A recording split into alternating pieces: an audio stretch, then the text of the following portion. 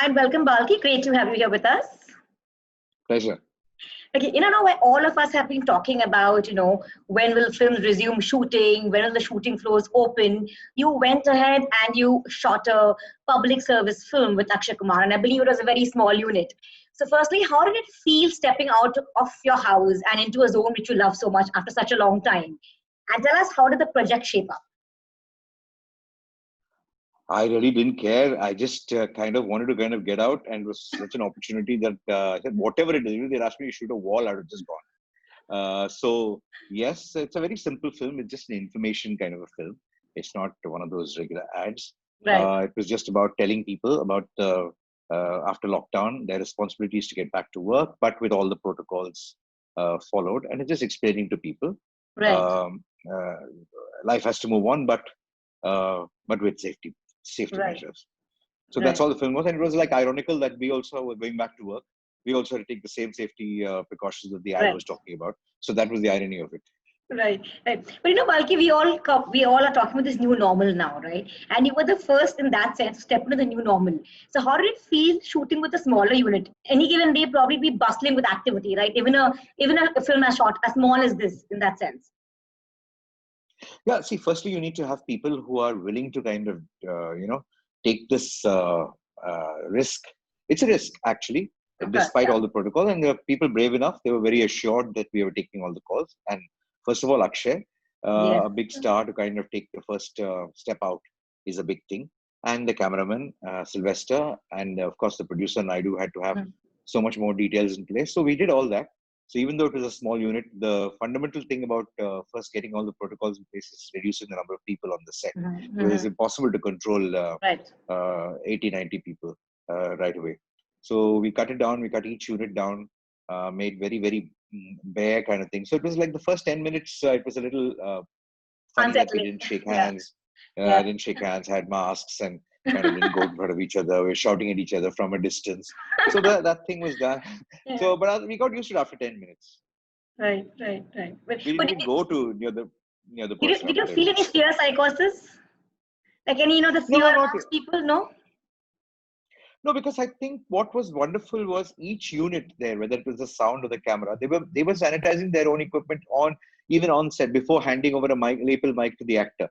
Before pinning it on, they made sure the pin was sanitized, the mic was sanitized, everything was sanitized. So each one was so aware of the risks involved. So it made it feel a lot safer. See, if one person has to take care of everything, it becomes very difficult. If each department is so aware and all the protocols are told to them very clearly, then it becomes a lot simpler to kind of handle, because you cannot be paranoid and shoot anything. You have to focus on the shoot. You can't be paranoid. Right. Yeah. But I think the one thing that we all have learned through this phase, Balki, even personally, is that we can live with less. We can do with less, right? I mean, who would think you shoot with such a small whoever, right? Of course, we can do it less, and and world over, even in normal times, the crew is far lesser than what we have. Oh, really? But the only thing is, because we're such a labor-intensive kind of industry, people get afraid that they would lose jobs if we kind of do a leaner crew and everything. And I don't think so, because there's so much more production happening. Everybody has work. Every person in the light department, in the lighting department, art department, everybody. There's so much of work happening. There's so much demand for qualified, trained people. And it'll never be, a shortage of work as far as this industry goes. So you think there'll still be a lot of jobs? There's just too many jobs. In fact, today when you do jobs, it's much more difficult to get people. Before the lockdown. And I'm sure the same thing going to happen after the lockdown, as shooting picks up and as projects kind of get on the floors. You will find there's such a rush for it. You'll find shortage of people, so people don't have to worry. In fact, the lesser people, they have the same. For example, a person who's in charge of lights, who's supplying lights, he will actually get a lot more business if he can send 3 instead of 10 people to one unit, 3 people to 3 units. The business is going to just increase for him rather than decrease. Yeah. Because there's a current paranoia about we not have jobs in the industry. I guess that's gripped the industry, right? They don't know where you're heading, so they think they won't have jobs. So what you say? I'm not so sure this industry, because there's so many platforms right now, and everybody is ready to produce, and there's so many people, and we are short of entertainment. new content kind of coming in. I Absolutely. don't think it's going to be a shortage as far as this industry goes. Wow. Yes, the only place where you really need to be afraid is the theaters, because I think Right. they are in a much bigger thing, because people are going to be scared to come to the theaters. If you don't have Right. footfalls, what's the business of the theaters? Right. So that's where Right. the tricky part is. It's not about actually shooting. Right, right. Anil Naidu, the producer of the film that you shot, he got all the Yeah. protocols in place, sanitization, catering, all of that. But as a director, I want to ask you, wasn't the process slightly more tedious and lengthy? Because something as simple as a makeup touch-up, I'm sure it goes through an entire process of sanitization, right? So kind of that delays the process of a shoot. Would you say that? No. It doesn't actually. It doesn't? In fact, yeah, those are very, very minor kind of things. What takes a longer time is the planning process. Once you plan everything in place in the beginning, then I think after the first 10 minutes, it kind of goes on almost as smoothly as it would in a normal shoot. There isn't much. Right. Because you already established protocol, who enters the set, who doesn't, fewer people, Yeah. everything is sanitized, and our distancing is maintained. So once the rules are clear, you just Right, move on. right. Yes, Yeah. it's far more difficult in a feature film where this has Of to be done course, day yeah. after day with more number of people and all that. So the planning has to be that much more. Right, right, right.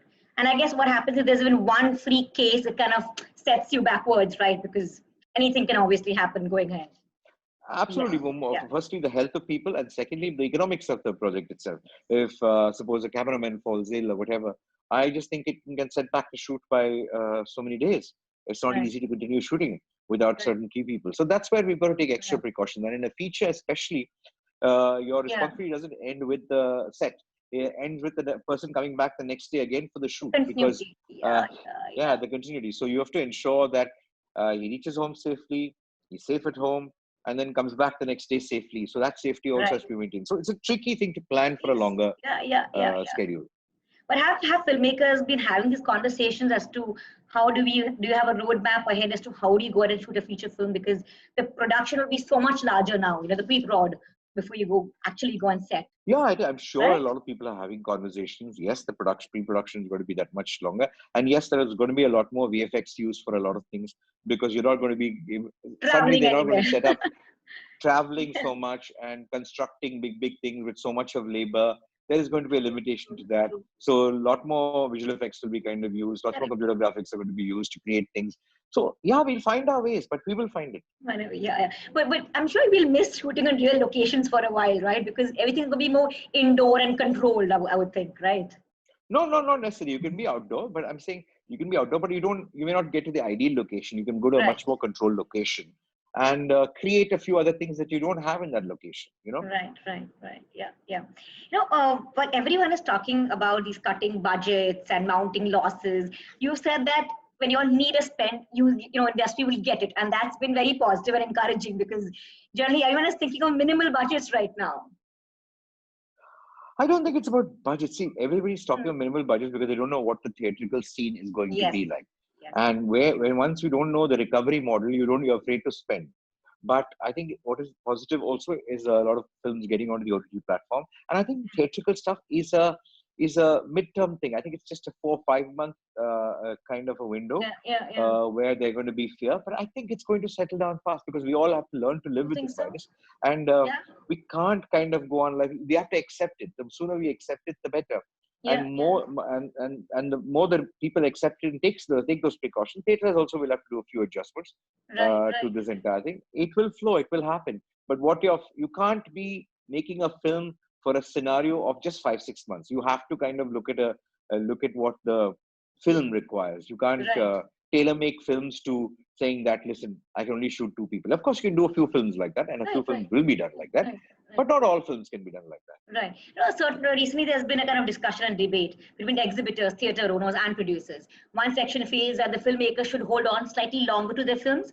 Other section, the filmmakers feel that every filmmaker has a threshold, and you can hold on to a film only for that much time. What is your, where do you stand in this? I totally agree with the film. See, in this case, I understand the theater owners where they're coming from, but Yeah. unfortunately, you don't have a choice today. There's no point having an issue without a solution. See, the Hmm. thing is, everybody has the issue. Producers are stuck, monies are Yeah. invested, Yeah. and if they are able to recover a part of their money through a platform where enough audience is there and people are willing to recover quite a bit of their money, so why not?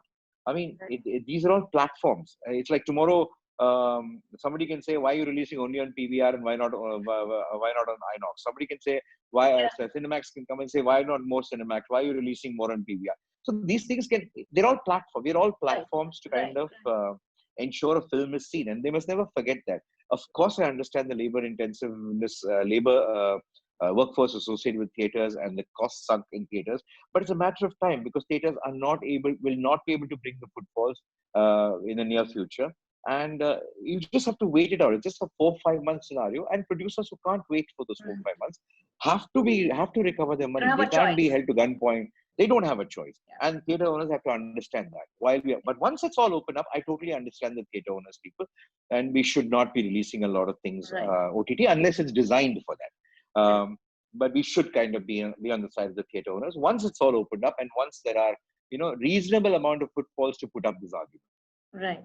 But Balki, do you see a slight shift in the kind of content we as industry will eventually be churning out? Will we be slightly more smaller, medium budget stories, medium budget films, and will we be slightly risk averse and not think of those mega projects and large scale projects just for the time being, just to see the way the economy is going, and then take a call and what kind of films we'll make? Let me tell you, 95% of the films that we make are medium or small budget films. Okay, it only looks like big budget because when you attach a star, because you're big stars too. Otherwise, the star makes it a big budget. There are some big budgets. There are 5% which are big budget films, where the budget is also big and the star is also big. But 95% of the films are actually, if you just take the production budget of those films, they are very small or medium budget films. They're not big budget films. So you add a star, it becomes a big budget film. You take a less expensive star, it becomes a medium, a very small budget film. It's as simple as that. Yeah. So we'll see more of those. I mean, 90+%, I guess now. We'll see more. Unless the stars are going to, understand the budget and kind of continue making the films that you want to make, because sometimes, as long as you are selling to different platforms, as long as you're not able to recover the money from the theatricals, yes, a lot of compromises have been made by a lot of people. Yeah. How does this impact your advertising also, Balki? Because you're on board the ships. Do you see that thing also changing drastically? It's the same thing. Though I don't professionally do advertising today, but in terms of the films that are made in advertising, I think it's the same problem.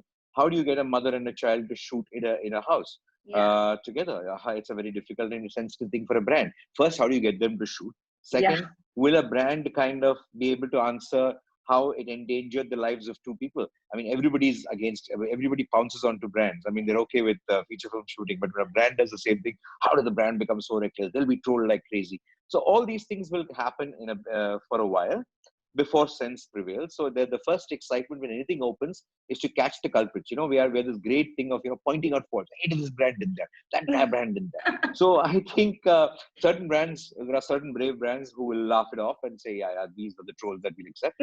Then most of the brands will not, and they will be very, very cautious. And most people will be doing ads that make sure not just their brand is portrayed right, but also they are portrayed right in the way they kind of shooting their film. So it's going to be it's actually going to be a more tricky and more sensitive thing for advertising, because advertising is trolled far more easily than yes. Yeah, absolutely. Balki, recently I was having a panel discussion with some filmmakers and theater owners, and one thing that they told me, which I thought was very interesting, is that someone has to take the leap of faith. And you go and release your film in the theater. Like you took the leap of faith and you made this. You went ahead and shot this film. So we need more of these first timers actually say, okay, within this, within the lockdown, I'm going to go and do this. Even after the lockdown is over, you need that leap of faith right now, because the fear is there. Maybe not with you, but people around us. So. But how do you have the leap of faith when the theaters are not open? See, the problem is if the theaters don't open, what to take? Where will you take it out? Where will you take it out? I mean, it is not about a leap of faith. It's just about, you can take a leap of faith once the government removes the lockdown, opens the theaters in sufficient number of cities, then you can say, like, for example, I hear Karnataka is opening on the 31st of May. But how many Kannada, let's see, I'm sure a few Kannada films will take the chance, because Kannada requires only that market of Karnataka. But a Hindi film cannot release in Karnataka alone and say we're taking a leap of faith. It's not going to be viable for a Hindi film. So what do the other places do? So there are, real practical issues involved. Right, right, right. A lot of filmmakers also have this fear of not getting insurance coverage for the shoots because I will not cover anything that happens out of coronavirus. So because of that, so that is another, I mean, I think that's going roadblock, to I be a would think. big battle. Yes, That's going to be a yeah, huge battle. There are two battles I see us kind of fighting as a yeah, film industry. One is the insurance battle, which they have to crack. The insurance guys have to crack this stuff because it's a reality, real human thing. And I think between the government and the insurance companies, they have to come to an understanding of how they insure this thing against corona. Because right. nobody is going to prove, you can't prove that I didn't take that risk. I didn't take that precaution. I can't take that. You didn't wear gloves or you didn't wear a mask. Nobody can say that. You Yes, have to ensure it in such a way that it is practical. Second thing is about the unions of our industry itself, where there are so many rules of so many people have to be taken, so many people. This is another fight that you have to make. We as an industry have to make the unions understand. It is not about number of people. You can charge whatever you want, but the numbers of people that come has mm, to be right. much lesser. We have to learn to work with less. The the people who design sets, the people who design, who bring lights, who are in sound, all these things will have to be working with far lesser people. So overall, you see production units getting smaller and smaller over time. Of Even for course, big films, of it has course, to. of course. Yeah, I mean, smaller than what it used to be for of a big course. film. It Yes, can't be a small, yeah. of course. 100%. They should be at least a very easily, there should be a 30% reduction in manpower in anything that you go That's straight away. for a filmmaking unit. That's huge. 30% is huge because you That's you. need so many You cannot, departments work together in a film unit, right? see, it is good. It is better than 100 people not working, True. and better to have 70 people at least working. But like I say, that there is enough work for all the 100, because the 30 people are going to find work immediately in the next project, because it's going through the roof production. You can't get studios. You'll not be able to get Wow. dates of cameramen. So it's so much of work, and I don't think in this one industry you can, once the lockdown opens. Of course, now everybody's kind of really in a bad shape, but once it picks up, once it goes on, I think this industry will be the first one which will not see a kind of joblessness, or of the nature that a lot of industries are going to find themselves God, in. that's the most positive thing I've heard in a very long time. We talking about creating jobs, and that's superb. In But fact, this industry is superb. This can create a lot of jobs too. yeah, I mean, I'm sure, for example, because of this scenario, so there may be some jobs you lose in something, but we made up hugely in computer graphics and VFX. I think VFX is going to play a huge role. It's going to explode in this country like it never has before. wow. So I think newer ways of designing things, newer ways of internet technology is going to play a huge part in filmmaking right now. So a Right. lot of things will change. There will be Yeah. more opportunities and less opportunities in some places, more opportunities in some other Right.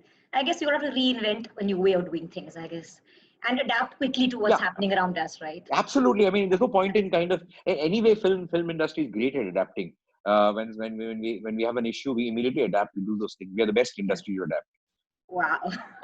Okay, Balki, what are you doing in the lockdown? How are you creatively using your time? You just shot a film, of course, we Don't know, but ask. I'm so happy that we shot there. Before that, both Gauri and I, we've been Gauri is also shooting some films online, which is like okay, directing sitting at home, and somebody okay, shooting at somebody else's home.